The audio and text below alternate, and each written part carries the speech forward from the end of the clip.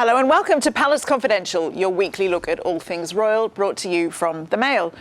Lots to discuss this week, from reports of the Sussexes' Netflix row, the Battle of the Royal Portraits, and we hear about a new book about our new Queen. Here to discuss all that and lots more is Andrew Pearce, consultant editor of the Daily Mail and Palace Confidential's favourite fantasy neighbour, Rebecca English, the paper's royal editor, and diary editor Richard Eden, your second favourite, Richard. We'll also be looking at some of your comments and questions later on, and including the latest on which of the Palace team you would rather live next to. Rebecca, let's kick things off with a quick word on a story that's been getting a lots of attention on social media today. A potential date for King Charles's coronation? Well, I'm going to start off this show with it being a total party pooper, I'm afraid. Good. That's what we like. Let's start it on a high note, because I don't think it's true. It's been claimed by Bloomberg in the US that it's June the 3rd next year, and it definitely will be next spring. Well, it's definitely not going to happen on the 3rd unless there's a total, disaster in planning. It's also the Derby that day. Might even be the FA. It's the FA Cup final as well. I mean, I never know about football. Well, likewise, but I'm told it is. It's just no. But I think it'll be. I think it'll be fairly close. I mean, there's a lot of talk about June the 2nd. So it'll be during the week, and then we'd have a bank holiday, and it might even turn it into a kind of a big royal long weekend. I mean, I don't know. I'm just speculating. Come on, Your Majesty, you know we want another holiday. Well, if it's June the 2nd, that would be the anniversary of the Queen's coronation, wouldn't it? I think. But now, Rebecca, we also saw an early test for King Charles when the new Prime Minister, Liz Truss, told him not to go to the COP27, the environmental forum. What do you make of that? So there's two schools of thought here. The first is that it was clear, the Sunday Times had the story that he wasn't going to go to COP27. They really overplayed this aspect of the King being told by Liz Truss he couldn't go. People I've spoken to are saying, well, look, it was mooted, it was discussed, he was penciled in to go, but like everything that was penciled in, now he's king, things are different. We had a conversation, it was very amicable, and he's not going to go. He might give a video address or something like that. But obviously, because he is now king, when he goes abroad, anything he does is now a state visit. And, there's a big wish list that the government want him to start on in places they want to go, places they want to develop relationships. So going to for a particular speech on a particular issue is not really on that agenda or not the top of their list. I wonder perhaps though if the new Prince of Wales will go instead. That's a really good point. That would be interesting. Yeah. And Richard, there was an Australian minister apparently already complaining about it, saying I can do the accent. It's like he's our head of state too. Who are you to tell him not to go? What do you make of that? Well, exactly. I mean, that's the problem. Things are more complicated. The Prime Minister can't really tell the King what to do. Because, can she not? Well, I mean, she can advise him, he can advise her. It's a complicated two-way relationship. But as we're talking very euphemistically now. There's got to be a balance of power in there somewhere. Well, maybe that comes with time. When it's the Queen who's been on the throne for as long as she had. No, but what does the Constitution say? The Prime Minister would decide in the end, but there'd be a lot of conversations between the usual channels, as we call it. There'd be the Prime Minister's private secretary, the King's private secretary, the Foreign Secretary's private secretary. They would all be involved in this. And I suspect, as Rach says, the King was not surprised to be advised not to go, because I think he probably thought he shouldn't probably be going anyway. Yeah. Did you think the King might have also thought, oh, brilliant, I could put my feet up? No, far from no. That's the last thing. I mean, his work ethic is as ferocious as it's ever been, and the environment is still on very high on his list of things that he wants to still plug away at. But it's like everything, they've just got to tweak it now and maybe recalibrate some of the plans they already had in place. So I think we're going to see this time and time again, because with the Queen, we didn't know what her views were. She was happy to accept advice, whereas with King Charles, we know exactly what his views are. And we know that one of the things he's most passionate about is the environment, and he's been to previous summits. So it's inevitable. People will ask, is he going? If not, why not? And it becomes a big story. And so I think we will see this on lots of issues over time, and it does highlight the pitfalls that King Charles faces. And moving on, we also, Rebecca, saw a new portrait this week of the new Fab Four, as they're being dubbed. Can you tell us any more about that? Yeah, it was a really lovely portrait, actually, wasn't it? Taken by Chris Jackson from Getty, who's one of their favourite photographers. And I saw a lot of comment on social media that it was taken just before the reception that the King and the Queen Consort held on the Sunday after the Queen had died for visiting dignitaries. And, you know, some, I think, pretty, you know, pot stirrers saying, oh, well, why are they all smiling at it? Because they're out there on duty. You know, that's what they do. You know, you've got personal grief and you have to put it one side to do your public duty. But it's a very meaningful picture. It shows you this is the future of the monarchy. Hopefully you'll like what you see. And I like the fact it kind of marries, you know, the experience and the wisdom of the King and the Queen Consort with the kind of youth and enthusiasm of the Prince and Princess of Wales. To me, they look a good team. Look how close the Queen Consort is to the King. Really close. Almost, they are a real. They are going to be a really good team. Now, the arms around the waist. The arms it's very around the waist, affectionate, exactly. actually. Very affectionate. Yeah. You don't normally see that. They're definitely at ease together, and that shows. I mean, I think lots of people have said they would quite like to have seen William, you know, with his arm around his wife. It sort of lacks a bit of. I think she's got her arm round his. Around Oh my him, gosh, you actually. really can overthink Yeah. a quick portrait, can't you? But speaking of portraits, a day later, another royal portrait emerged. What can you tell us about that one, Rebecca?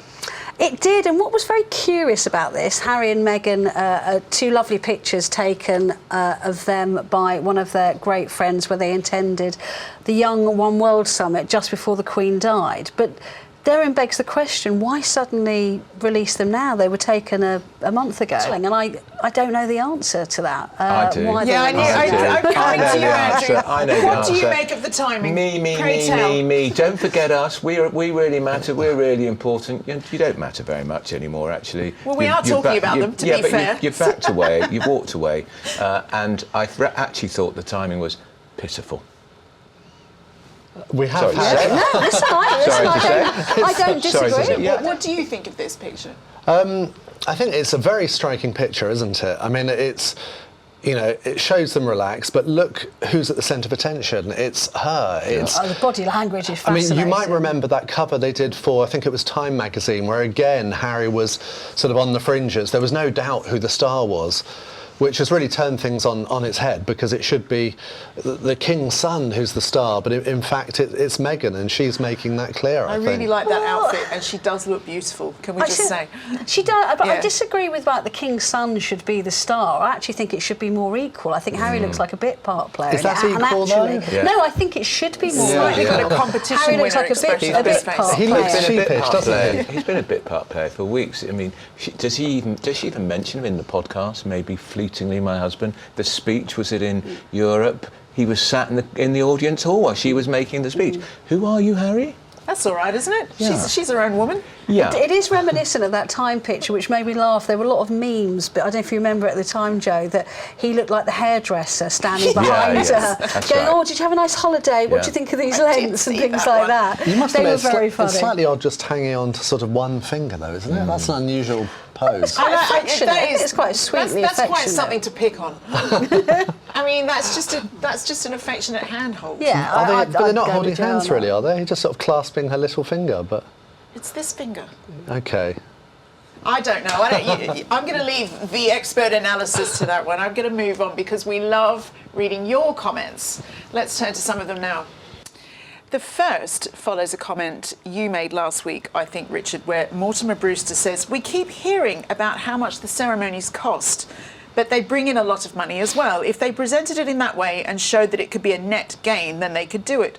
Without the ceremony, what is the point of the monarchy?" I suspect this is we were talking about the Prince and Princess of Wales having an investiture. Exactly, yeah. Do those ceremonies bring in money? Yeah, I mean, it's always hard to quantify, but certainly any event like a royal wedding, or in this case it would be, you know, perhaps a big investiture at Carnarvon Castle like then Prince Charles's was, it is a big event, and it could be a showcase to show Wales to the world. I would have thought it could be terrific for tourism, yeah. OK, well, on the subject of whether Archie and Lilibet will get those titles, Nicolette says, "Why should children in the US, at least one a US citizen, get British titles? It's absurd. We don't have titles in the US. They should not even be used for Harry and Meghan because they are living here now. The children will be ridiculed if they go to any public or private school. It's actually sickening. I'm half British and like the monarchy, but not for permanent residents of the US. Anyone got anything to say about that? I'd rather agree with that, actually. Did you write that, Andrew? Yeah, are you Nicolette? Well, look, they're entitled in the Constitution because they're now the grandchildren of the monarch. Yeah. But we know that King Charles wants to slim down the monarchy. There was much regret, I think, later on in life that Prince Andrew's daughters were both made princesses. They could have been like the Wessexes, Lady and Lord. So, and I think that's how it should stay for these two kids. And that's not because I'm anti-Meghan, although I am, but I just think it makes sense. They live in America, they're not part of the royal family anymore, so why should they be prince and princess? And I never really understand this kind of thing, well, we're just our own people, we want to do our own thing, but we still want the best bits of what the royal family has. I mean, I suppose it kind of harkens back to the whole kind of king and queen consort debate we were having, which seems so long ago now. And someone once said then to me the reason why the king was so keen for Camilla, the Duchess of Cornwall, to be Queen Consort is that she was his wife, and that's what she should be, and therefore she should be entitled to it. And it seemed kind of disrespectful not to be. I suppose you could apply that same argument to Harry and Meghan, but you know it's very different goalposts now. Yeah, so it's just getting more and more like Game of Thrones these days. But look, continuing our discussion of which member of Palace Confidential would make the best neighbour, well, Ethel Carson, bless you, has voted for me. I've got one vote. One. Well done, Jo. She writes, big time Palace Confidential fan. Thank you, Ethel. Love all your episodes and appreciate the beautiful photo montages of the late Queen. Stick around to the end for a new montage today. Why did Princess Anne wear military dress to the funeral? Also, I would love to be Joe's neighbour. I'll bring the popcorn and we can watch The Crown and Palace Confidential. You'd be the neighbour passing the rosé over the fence, wouldn't you? Well, yes, exactly. More of a Sauvignon Blanc girl, but yes. She might not share very much. But, how rude! How rude. Rebecca, can you answer the question about Anne? Why did she wear military dress to the funeral? Well, it was a state funeral, so and they were one of the Queen's children, and more importantly, it was the Queen's wish. And actually, I thought she looked absolutely magnificent. And I thought a lot of commentary about that as well. She owned that outfit, I thought. And she has that right as an honorary colonel. Yeah. She's got the military honours. That means she can, but also, as I say, she looked. You know, it was a state funeral. She's the Queen's child. They were all doing it. Obviously, Andrew was a slightly moot point and didn't and was only allowed for part of it. But I think that was a discussion a few weeks ago we had. Yes. And she's tipped as well, I have to say, to get more military honours in the future. So I think watch your space on that. Very interesting. Good question, Ethel. Please do keep those comments coming in. You can leave a comment below or contact us on social media where we are at Mail Plus, or send us an email at palace@mailplus.co.uk. We'll be answering more of your questions at the end of the show. We'll return to the Sussexes and reports of a disagreement with Netflix in a few moments, so stick with us for that. But in the meantime, let's turn to a new book written by Angela Levin. It's a biography of the new Queen Consort and has some fascinating insight into Camilla's journey so far. Angela told us what she discovered while putting it together. I've actually wanted to write a biography of Camilla since 2015. I spent about 3 months with her then, writing for Newsweek magazine, and I was astonished how amazing she was, so I started work. Prince William was very wary of Camilla. He adored his mother. He didn't want somebody stepping in her shoes. I think he was helped there a lot by his wife, Catherine, because she comes from a very stable family and a very loving family. And if there was any arguments, they worked hard to get over them. And slowly she's made her mark with him too. One, because she's made their father very happy, more relaxed. He's got much more in common now with Charles. And she makes everybody laugh. And when the grandchildren started coming, she didn't try and take over or suggest things. She's got her own children. But the little ones have taken to her. They find her, she's okay, she doesn't interfere. And they've got on very well now. Catherine often goes off with Charles and Camilla to see art things. There's a great there's a friendship there, there's a warmth there. And apparently Catherine was very grateful for what Camilla showed her and told her about before she got married. Camilla was always very friendly to William and Harry, She cared for them, and she tried not to push herself too forward. She's always trodden very, very carefully. We heard when they got married, Prince Harry said, you know, we love her to bits, but that obviously hasn't lasted through the years. And she tried very hard with Meghan to please her. She'd done this with Catherine because she'd had such a terrible time when she joined the royal family. She tried to tell them where the holes could be and the protocols that sound ridiculous but they need to follow, and to give them an understanding of a very different life. Catherine was very grateful. I'm told that Meghan wasn't interested, really. The Queen had liked Camilla very much when she was married to Andrew Parker-Bowles, and they were very happy with her.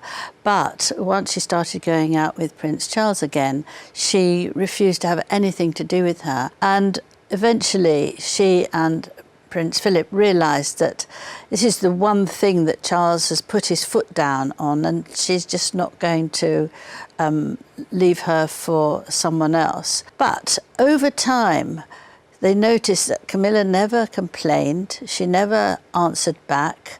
She was doing tremendous dutiful work for all the charities that she could, and she was being very helpful and supportive of Prince Charles, who changed his demeanour enormously. He looked happy, he looked relaxed, he could rely on her. He'd had quite a hard time, and he just felt that here was someone who was there for him. And that's how it's been ever since. If you look, you notice that she walks one step behind him. This is not because she feels inferior.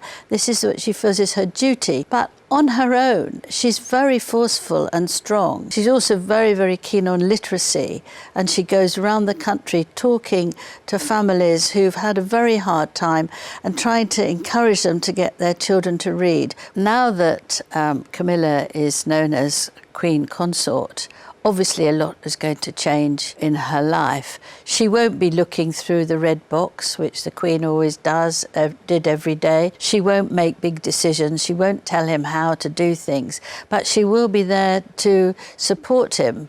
It's a very hard job to do, and she will be there to do that. Now, Rebecca, we know that you and our new Queen are BFFs forever. You're such a wind-up version. Come on. It's like, if you're looking for Camilla, just look for Rebecca, generally, if she's here. But what do you think we can expect from her new role, in all seriousness? Yeah, wind up aside. I think a bit of the old and a bit of the new. So I was with the King and the Queen Consort in Edinburgh on Monday. And it's the first time I've seen them. You're always with them. Yeah. It's the first time I've seen them since they came back to Buckingham Palace the day after the Queen died. And I have to say, I think I said at the time, like, she looked broken, like really grief-stricken, and obviously not quite sure of the reception she was going to get. And so when she came up, there's all these kind of new layers that even I haven't seen before. New security, new levels of officialdom. But she saw me and a few others standing outside and got a little, oh, hello, love to see you, you know. So I thought, I don't think things are going to change too much. And certainly the way I've been told it is issues that she's been very passionate about, such as literacy, domestic violence, sexual violence against women. She's going to continue to move forward with those. But I think they'll have to tweak the way she conducts engagements, because there's new responsibilities and she has, new parameters in her job. But I think a lot of the old will be there. But also there are changes coming in. I had an exclusive in the Mail on Saturday that she was going to do away with the centuries-old tradition of having ladies in waiting. Yeah. And that's not out of disrespect to anyone. It's simply, I think she just thinks there's more different ways to do it nowadays. So she has a brilliant team of female staff who collect the flowers when there are engagements. She'll probably get some more correspondence people in, and when she goes on these big away days to other parts of the country, she'll get friends to help out. But it's not really in tune with the whole slimmed down monarchy, that they want to present. So I think there are certain things she will do differently, but still incorporating the best of the Queen over the last 70 years. Andrew, I think a lot about Camilla when I think it just really blows my mind. She's navigated you know, at times a hostile family, a hostile establishment. She's been a bit of a pariah publicly. She's done pretty well, hasn't she, all in all? Astonishing, actually. Yeah. And she's learnt well, I don't know who from, but she's the most extraordinary diplomat. She has not really put a step wrong. When you consider she was just beginning to emerge into public life on the arm of Prince Charles when Princess Diana was killed in the car crash. She then vanished from public view altogether for a year or so, and it's been gradually managed. And you still wouldn't have thought 20, 15 years ago it was conceivable that she would be Queen Consort. And when she married Charles, I was on the Times then, Rebecca was doing the same job here, we were told it is intended that she would be known as Princess Consort. And we all got into trouble because we said, yeah, but she will be Queen Consort, of course she will. And it caused a big row with the palace because it is intended that meant it could be unintended that. Because even then, Charles wanted his wife to be his queen, and actually it's almost, I think you'd probably have to change the law of the land for the Prince of Wales when he becomes king for his wife not to become queen or queen consort. And I suspect after the coronation, I suspect she'll be anointed just like the Queen Mother was at the coronation of George VI, and she'll just be known as Queen. I was going to say, do you think we would just sort of like gradually just keep forgetting to add that? It'll change in the court circular, I think. Well, so it'll be official. It's the palace that we're just following what's been set by the palace. They keep referring to as the Queen Consort, which I must admit annoys me really because she's Queen Camilla. You know, she is the Queen. I mean, the Queen Consort is the same role that the Queen Mother fulfilled. Or Queen Mary. They were never referred to as the Queen Consort. It was just Queen Elizabeth. I would bet a fair sum of money that 25 years ago you would have been up in arms at the idea of Queen Camilla. Yeah, definitely. Definitely. There was hatred of her because people blamed her for the death of the dynasty-style, Hollywood-style, beautiful young Princess Diana. Diana was 36 when she died. It was a tragedy. The marriage was a disaster, and it takes two sides to break up marriages. We all know that. But Camilla was the wicked witch, and she knew it. And in private, she would make jokes about being the wicked witch. But she stuck at it because she loves him, and he loves her. And I think it's an extraordinary testament to their love, actually, that they're there now together. And Rebecca knows this better than anyone. He's pretty scratchy if she's not around, isn't he? He's definitely a different person. She knows how to handle him, you know. And I mean, they've been together, they've been married 17 years. I mean, I think people forget that.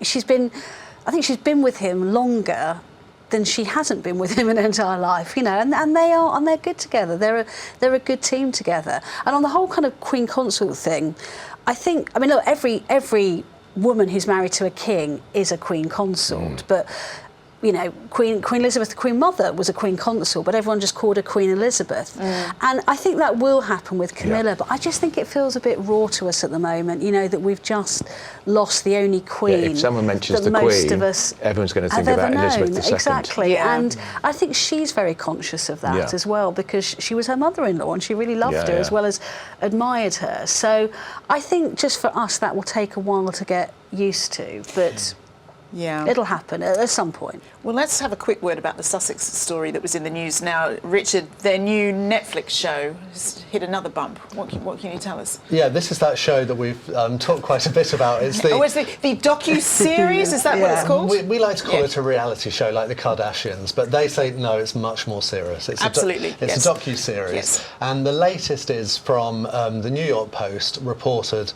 that there's a real problem there, that since the death of the Queen and the funeral and everything, they've been getting cold feet about the whole project. And apparently Netflix are very happy with it. It's all been recorded. They've been filming it for a year with a very celebrated director, and the production team are happy with it. But Harry and Meghan are not, according to this report. And they want changes. I think they want stuff to be dropped. But now there's a bit of a standoff. This is all what the New York Post is claiming, and I don't have inside information on it. But it was meant to be coming out quite soon. So, you know, watch this space. Rebecca, it shouldn't be a surprise to them, should it, that Netflix will want some juicy content in there? No, and I think I said last week when we were discussing the book, this is something that particularly Harry, because this is his blood family, should have thought about when they were making all these lucrative deals, that, you know, these deals would come to fruition at a time when his grandparents were very elderly and could go at any time, and that would change the whole dynamic of the family. But it makes me wonder what's in there that they're so now desperately worried about coming out. Also, think about this. If they're now desperate to change these things and water them down, what, they were happy for them to come out in this form when the Queen was alive? Yeah. What really upset a 96-year-old lady, his grandmother, and the Queen for 50... Well, how many years was she Queen? 73 years? I mean, so now because she's dead, oh, we're going to pull it, are we? Because it's going to damage us. That's what they worry. This is what they're worrying about. Well, it's going to damage them because of the great outpouring of love and affection for the Queen worldwide. The biggest TV audience worldwide, wasn't it, for anything, 4 billion? And they now realise, those pair of idiots, that actually this whole thing has been miscast because actually it will backfire against them horribly. But the idea that they thought it was OK to do it while the Queen was alive makes me lose even more respect for them. Just to sort of strike a slightly cynical note, isn't it possible they kind of welcome these reports because then it suggests they can slightly disown themselves from it? They can sort of say, oh, we actually didn't want that to be in, but Netflix or the producers insisted. You know, it's their way of getting an apology in almost before it's broadcast. Some twisting, I mean, you know, because it's still their content that they've surely had some oversight over anyway. But if you were their lucky publicist at the moment, fly on the wall. Yeah, Andrew, what would you be advising them? Try and pull out of it altogether. It's not going to happen, though, is it? Well, then they're in big trouble. And I think they are in big trouble. And I think they're in trouble on the book as well. Because we know that publishers and broadcasters they don't want nice anodyne stuff about how wonderful Prince Charles is with his love of nature and how lovely Camilla is as she's supportive. We know what they want to revisit, the whole thing about Diana. That's all been talked about. And when all of that's been put to bed here, largely, I would say. And that's why they got millions and millions of pounds, because that's why. Why else would they have got millions and millions of pounds? Because they were going to put the boot in. They want the family drama. They do want the family drama. The most famous family in the world. And here was a unique insight from the inside the family. OK, well, let's move on. That was a fascinating one for us to keep talking about, I'm sure. But there's just time now to answer a couple of your questions. Laurie Cornell asks, I thought royals were not allowed to do selfies for security reasons. Rebecca, what can you tell us about this? This is one of these kind of protocol misnomers. It is more that people took their lead from the Queen because she really hated the whole mobile phone genre that we see. She hated getting out of the car and seeing a sea of mobile phones, and she wanted to see faces and talk to people and shake hands. So people tended to take her lead from there, but of course they have to move with the times, and the selfie culture is where it is. I mean, there are pitfalls. There was a story we had recently about someone posing for a selfie, and turns out the person they were posing with, you know, wasn't of the quite kind of background that they would have necessarily felt comfortable with. So there is a downside, but I think they're trying to be relatable to people. So I mean, I haven't seen the King do it. I've seen Queen Consort do it, and I've obviously seen the Prince and Princess of Wales do it. I don't think we'll ever necessarily see the King doing a selfie in the way that we know it. Felt cute, might delete later. Yeah, exactly. But I think as long as it's done in a limited way.